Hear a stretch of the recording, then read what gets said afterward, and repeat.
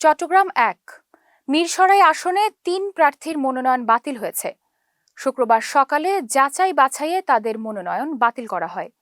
দলের মনোনয়ন না থাকা স্বতন্ত্র প্রার্থী হিসেবে মনোনয়নপত্রের সঙ্গে জমা দেয়া ভোটার তালিকায় মৃত ব্যক্তির স্বাক্ষর থাকা, প্রার্থীর প্রস্তাবকারী হিসেবে নিজের নাম থাকা সহ বিভিন্ন কারণে তাদের প্রার্থিতা বাতিল হয়েছে।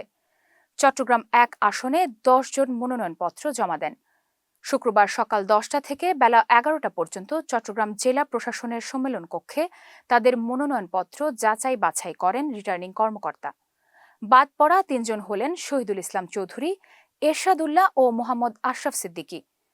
বিএনপির প্রার্থী হিসেবে এই আসনে মনোনয়নপত্র জমা দিয়েছিলেন শহীদুল ইসলাম চৌধুরী, তবে দলের মনোনয়ন না থাকায় সেটি বাতিল হয়েছে।